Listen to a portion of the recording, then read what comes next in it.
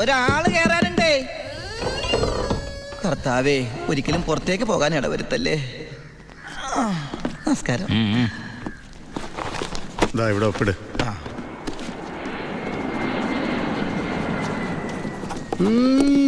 ഇതാരപ്പാടാ? എന്റെ അപ്പന്റെ ഒപ്പ. അപ്പം മരിച്ചപ്പോ എനിക്ക് തന്നതാ. മതി മതി മതി. ഈ സാധനങ്ങളൊക്കെ സ്റ്റോറി കൊണ്ട് ഏൽപ്പിച്ച് ഡ്രസ് മാറി സെല്ലോട്ട്. ഞാനിപ്പ ഡീസന്റ് ആയി സാറേ. ഇതെന്റെ പേഴ്സല്ലേ? അതല്ലേ പറഞ്ഞ ഞാൻ ഡീസന്റ് ആയിരുന്നു. പോണ വഴിക്ക് പോലീസ് വിളിച്ചാൽ കൊടുക്കാൻ ഒന്നും എന്റെ ഉണ്ടായിരുന്നില്ല. തുറന്നു നോക്കിയപ്പോ അതിന്റെ അകത്തും ഒന്നുമില്ല. ഇപ്പൊ ഇതിനകത്ത് വല്ല ഉണ്ടടാ? തുറന്നു നോക്ക്. പറഞ്ഞു, നിന്നെ പോലെ നല്ല കള്ളന്മാർ ഇപ്പൊ ഇല്ല. സാർ എന്നെ പുകട്ടരുത്, ഞാൻ പെരുങ്കള്ളനാകും. അകത്തോട്ട് പോടാ. ഈ പരോള് കഴിഞ്ഞു വന്ന വഴി ഞാൻ മറന്നു.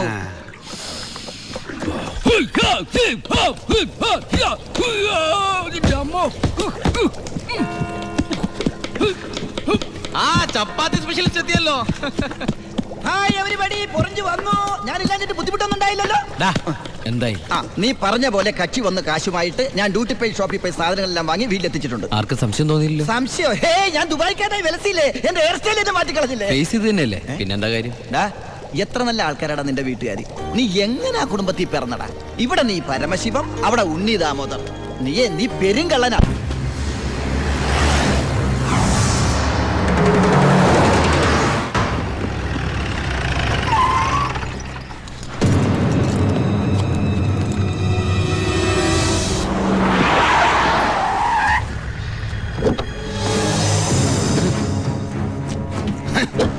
നീ വിഷമിക്കണ്ട മോനെ.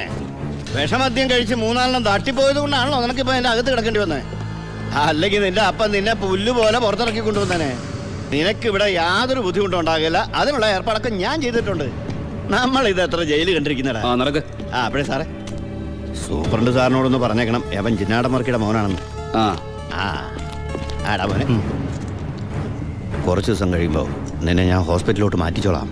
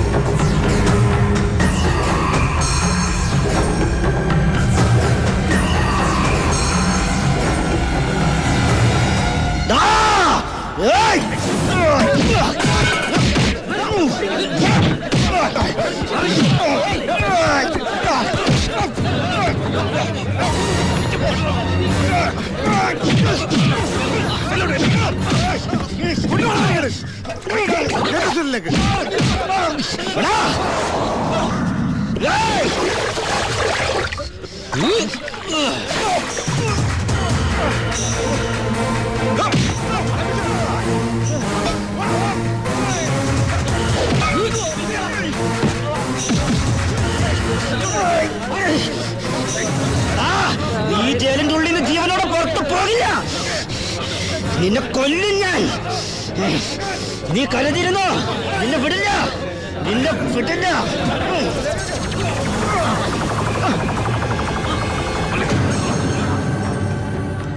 Paramasivam, sorry sir. എന്റെ മുമ്പിൽ വെച്ചാണ് അഭ്യാസം. പരോളിന് അപേക്ഷ കൊടുത്തിട്ടില്ല. എന്താണ് അവനോട്ട് ഇടപാട്? ഓൾ കേരള ക്രിമിനൽസ് അസോസിയേഷനിൽ അവനും മെമ്പർ അല്ലേ സാറേ? ഇടപാട് കാണാതിരിക്കൂ. മേത്തൊക്കെ സാമ്പാർ പോയി. ചോറും കൂടി വിളമ്പട്ടെ സാറേ? 2 പപ്പടം കൂടി തടാ, പൊടിച്ചു കളഞ്ഞാൻ. ആരാ ചോറ് വെച്ചത്? പപ്പടം ഇല്ലെന്ന് അറിയില്ലേ? മതിയെങ്കിൽ മാറ്. അവൻ എന്തിനാടാ നിന്നെ ചവിട്ടിയത്? അവനെന്നെ ചവിട്ടാൻ തോന്നിണ്ടാവും. അപ്പൊ അവൻ എന്നെ ചവിട്ടാൻ തോന്നിയില്ലല്ലോ.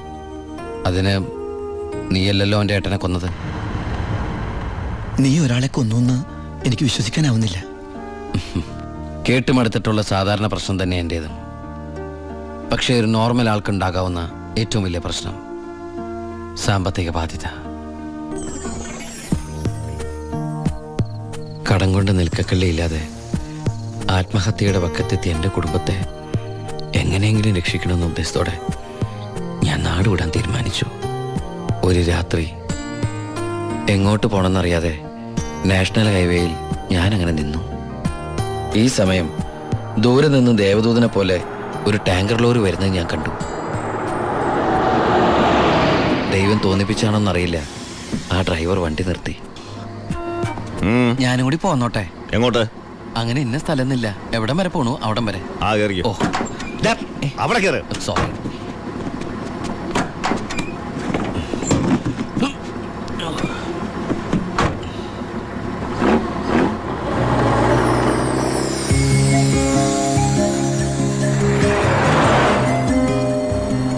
എങ്ങോട്ടാ? പോലീസ് പിടിച്ചില്ലെങ്കിൽ എത്തേണ്ടടുത്തെത്തും. പോലീസോ? ആ. അതെന്താ എന്റെ വണ്ടിയില്? സ്പിരിറ്റ്. സ്പിരിറ്റോ?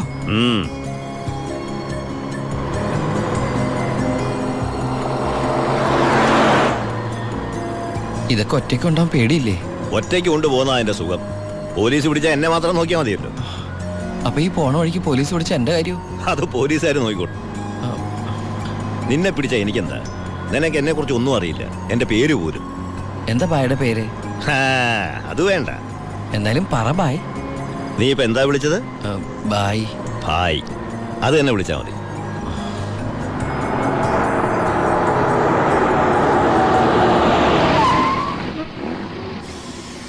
എന്താ നിർത്തിയത്? എന്നെ ഇറക്കി വിടാനാണോ? ഏയ് ദാ,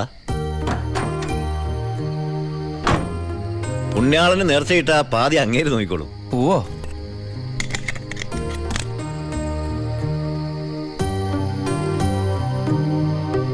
എന്റെ പുണ്യാള, നേർച്ചിടാനായിട്ട് എന്റെ കയ്യിലൊന്നുമില്ല. എന്നെ മുഴുവനായിട്ട് കാത്തോളണേ.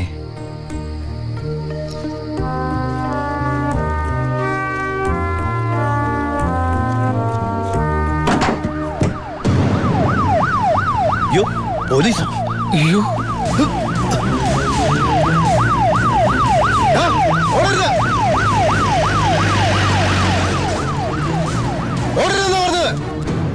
നീ എന്നതാടായി പറയുന്നത്? ലോഡ് പോലീസ് പിടിച്ചെന്നു. അതേ മുതലാളി, ഞാൻ ഓടി രക്ഷപ്പെട്ടതാ. ഇതിലെന്തോ ചതിയുണ്ട് ചേട്ടായി. കൊച്ചു മുതലാളി എന്നെ സംശയിക്കരുത്. വർഷം കുറെ ആയില്ലേ ഞാൻ നിങ്ങളുടെ കൂടെ ആയിട്ട്. എത്ര വർഷമായാലും നീ കള്ളപ്പണിയല്ലേ ചെയ്യണത്? കള്ളൻ എന്നും കള്ളൻ തന്നെയാടാ. ഇതേ ലക്ഷങ്ങളുടെ ഏർപ്പാടാ. ബേബി കുഞ്ഞേ, ചേട്ടോ, ചേട്ടാ സത്യം പറ, ഞങ്ങളുടെ ലോറിയിലൂടെ എങ്ങോട്ടാ മറിച്ചു വിറ്റത്? ഇയാളുടെ മോന്ത കണ്ടാലറിയാം 10 കാശ് കയ്യിൽ കിട്ടിയിട്ടുണ്ടെന്ന്. നമുക്ക് പോലീസ് പരാതിപ്പെടാൻ പറ്റില്ലല്ലോ, സംഗതി സ്പിരിറ്റ് അല്ലേ. ഇവനെ കൊണ്ട് സത്യം ഞാൻ പറയിപ്പിക്കാം. പറയടോ. ഞാൻ പറഞ്ഞത് സത്യമാണ്. നീ പറയില്ലല്ലേ? പറയടോ, ലോഡ് ആർക്കാ നീ മറിച്ചു വിറ്റത്? കുഞ്ഞേ,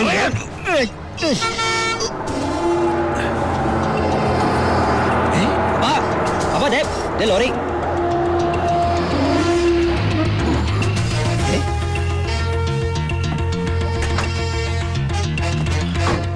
നല്ല ആളാട്ടാ. പോലീസിനെ കണ്ടപ്പോ ബായ് എന്തൊരു ഓട്ടോ ഓടിയത്. ഞാനാണെങ്കി പേടിച്ചും പോയി. പിന്നെ RC ബുക്കിൽ അഡ്രസ് അപ്പൊ ഒരു കണക്കിന് വണ്ടി ഇവിടെ എത്തിച്ച്. എനിക്കാണെങ്കി കാറൊക്കെ ഓടിച്ചുള്ള ചെറിയ പരിചയമുള്ളേ. എന്തൊരു പാടാ ഈ പണ്ടാറ് ഓടിക്കാനായിട്ട്. എന്റെ പുണ്യാളം കൊണ്ടുവന്നാ ഇവനെ. ഇത്രയും കാലം ജീവൻ പണയം വെച്ച് കൂടെ നിന്നിട്ടും നിങ്ങൾക്ക് ആർക്കും എന്നെ മനസ്സിലായില്ല. ചെയ്യുന്നത് കള്ളപ്പണിയാണെങ്കിലും അതൊരു സത്യമുണ്ടെന്ന് വിശ്വസിക്കുന്നവനാ ഞാൻ. ഇനി ഞാൻ നിങ്ങളോട് വന്നാൽ ശരിയാവില്ല. ഞാൻ പറഞ്ഞോട്ടെ, എന്നെ കൊണ്ട് കുറെ ഉണ്ടാക്കിയില്ലേ, ഇനി ഒറ്റയ്ക്ക് കൂടെ ഉണ്ടാക്കിയാൽ മതി. എടാ ചാണ്ടിച്ച. അപ്പാ, ഇയാളെ പോണേ പോട്ടപ്പാ. ഇയാളെ ചത്ത നമ്മള് ബിസിനസ് ഇല്ലേ?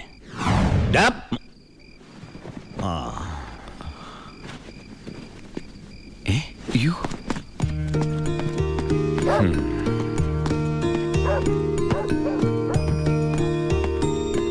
നീ എങ്ങോട്ടാ?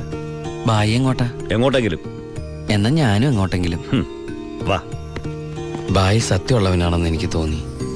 ഞാൻ അയാളുടെ കൂടെ കൂടി. ബായ്ക്ക് ഭാര്യയുണ്ട്, മകനുണ്ട്. മകനെന്ന് പറഞ്ഞ ബായ്ക്ക് ജീവനാ.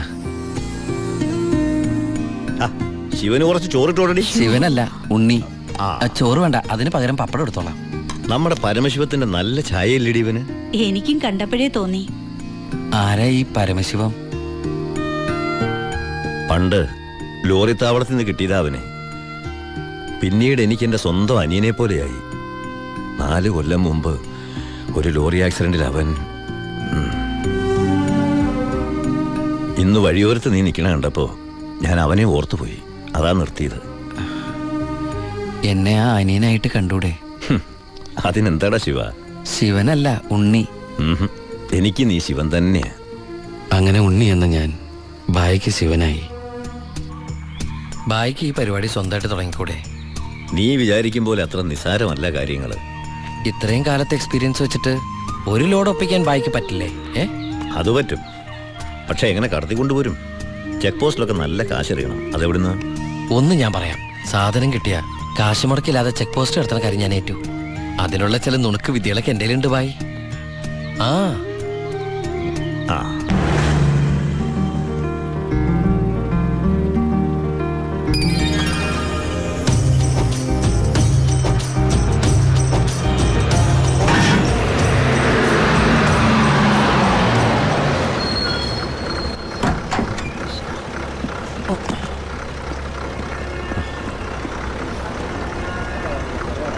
സാറേ, വണ്ടി എന്താണ് വണ്ടിയില്? ഐസാണ് സാറേ. കുറിപ്പേ കയറി പരിശോധിക്കും സാർ.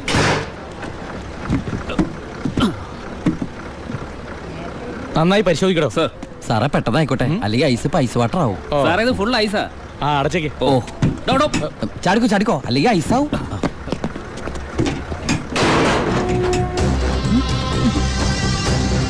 വിട്ടോ വിട്ടോ, വിട്ടോ.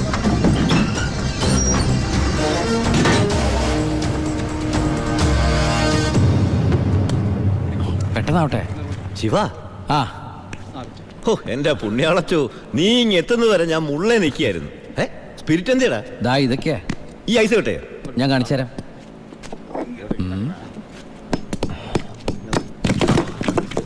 ദാ ഒറിജിനൽ സ്പിരിറ്റ്. ആ ഓ എന്റെ അമ്മച്ചി, ഒടുക്കത്തെ ബുദ്ധി തന്നെ. അല്ലടാ, ഐസിന്റെ ഉള്ളി വെച്ചിട്ട് സ്പിരിറ്റ് എന്താ ഐസ് ആവാത്തേ? എന്റെ ബായ്, വെള്ളം 0 ഡിഗ്രി സെന്റിഗ്രേഡിൽ ഐസ് ആവും. പക്ഷെ സ്പിരിറ്റ് ഐസ് ആവണമെങ്കിൽ -112 ഡിഗ്രി എങ്കിലും വേണം. കെമിസ്ട്രി പഠിച്ചതിന്റെ ഗുണ. എന്തായാലും കെമിക്കറി കണ്ടുപിടിച്ചു. കെമിക്കറി അല്ല, കെമിസ്ട്രി. ആ അവൻ ഭയങ്കര തന്നെ. ഇത് എത്ര രൂപയുടെ മുതലാന്ന് അറിയാമോ നിനക്ക്? നിനക്ക് ഞാൻ എന്താടാ തരേണ്ടത്? ഈ ലാഭത്തിന്റെ പകുതി നീ എടുത്തു അല്ലേ? വേണ്ട, ഇത് മുഴുവൻ നീ എടുത്തു. വേണ്ട ബായ്. ബായ് ആ ചിന്നാടന്മാരെ അവിടെ ജോലി ചെയ്തിരുന്നപ്പോ ഒരു ലോഡിന് എത്ര രൂപ കിട്ടിയിരുന്നത്? 5000 ഉരുവ. ആ 5000 ഉലുവ മതി എനിക്ക്. അല്ല ഇവര് ഞാനും ബായ് തമ്മിൽ എന്താ വ്യത്യാസം? അങ്ങനെ നീ പല അടവുകൾ ഉപയോഗിച്ച് വാളയാർ ചെക്ക് പോസ്റ്റ് വഴി പലതവണ ഞാൻ സ്പിരിറ്റ് കടത്തി ഒരു നാൾ പിടിക്കപ്പെട്ടു. ചെക്ക് പോസ്റ്റുകളിൽ ഞാൻ പണം വാരിയെറിഞ്ഞു.